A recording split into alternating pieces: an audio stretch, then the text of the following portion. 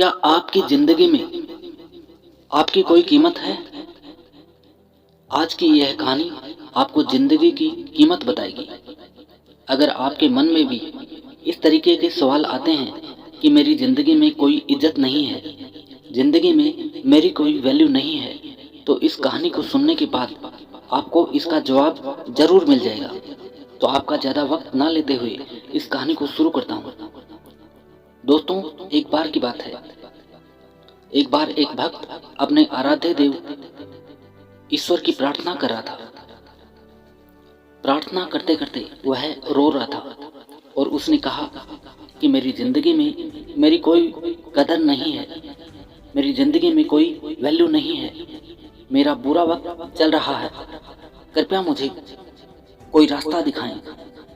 तो भगवान ने उसकी सुन ली और उसको एक लाल चमकदार पत्थर दिया। भगवान ने कहा कि जाओ और इस पत्थर की कीमत पता करके आओ, लेकिन तुम इस पत्थर को बेच नहीं सकते। जब तुम इस पत्थर की कीमत पता करके आओगे तब शायद तुम्हें अपनी जिंदगी की कीमत पता लग जाएगी। वह गया और सबसे पहले एक फल वाले के पास गया। उसने फल वाले को वह लाल चमकदार पत्थर दिखाया और पूछा कि यह पत्थर कितने का है। तो उसने कहा, इसके बदले में तुम मुझसे 1 दर्जन केले ले सकते हो। लेकिन उसने कहा, मैं इस पत्थर को बेच नहीं सकता, मुझे सिर्फ इसकी कीमत पता करनी है। फल वाले ने कहा कि मैं इसके बदले में आपको सिर्फ 1 दर्जन केले ही दे सकता हूँ। फिर वह आगे चला गया। आगे जाकर वह एक सब्जी मंडी में पहुंचा। सब्जी मंडी के थोक विक्रेता की दुकान पर वह पहुंचा तो उसने कहा, यह पत्थर कितने का है? उस विक्रेता ने उस पत्थर को ध्यान से देखा और कहा कि इस पत्थर की एवज में मैं तुम्हें 1 बोरी आलू दे सकता हूँ।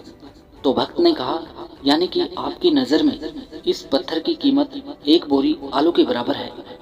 सब्जी वाले ने कहा, जी बिल्कुल। भक्त बोला, लेकिन मैं इस पत्थर को बेच नहीं सकता क्योंकि मुझे सिर्फ इसकी कीमत पता करनी है। वह और आगे चला गया। अब वह मार्केट में गया और अब की बार वह एक सुनार की दुकान में गया, यानी कि सोने चांदी की दुकान में।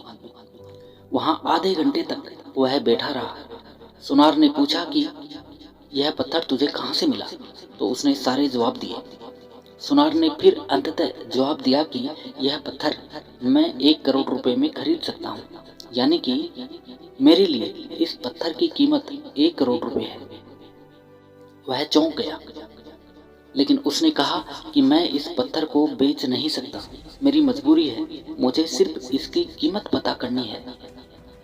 सुनार ने कहा कि मैं तुम्हें इस पत्थर के 2 करोड़ रुपए दे सकता हूँ।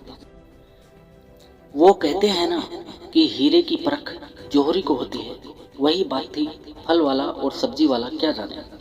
सुनार ने आखिर कहा, तुम यह पत्थर मुझे दे दो। लेकिन भक्त ने कहा कि नहीं, मैं इस पत्थर को बेच नहीं सकता।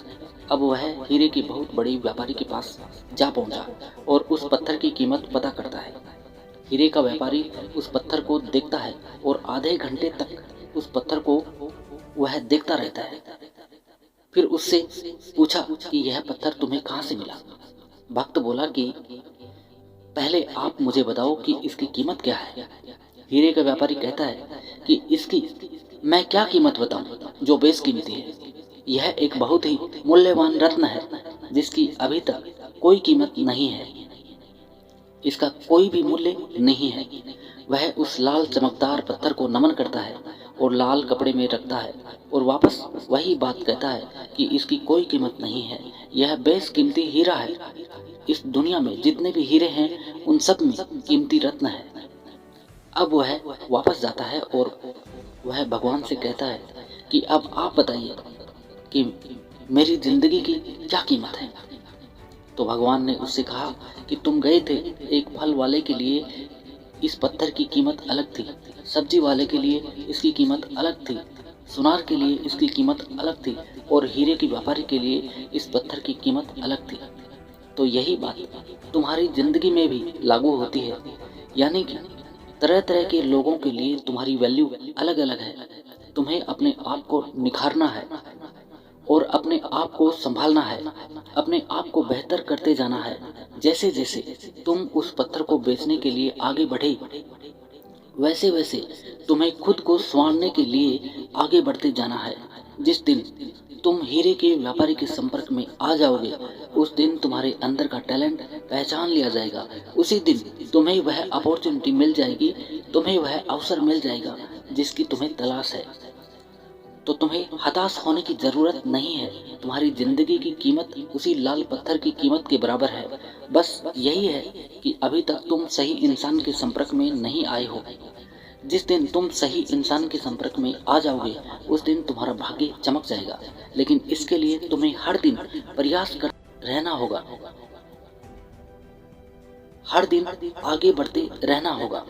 जिस दिन तुम रुक गए, उस दिन तुम्हारे जीवन की संभावनाओं का अंत हो जाएगा। अंततः मैं आपसे विदा लेता हूँ और मुझे पूरी उम्मीद है कि यह कहानी आपकी ज़िंदगी को बदल सकती है। इस कहानी से आपको काफ़ी अच्छी प्रेरणा मिली होगी। धन्यवाद दोस्तों।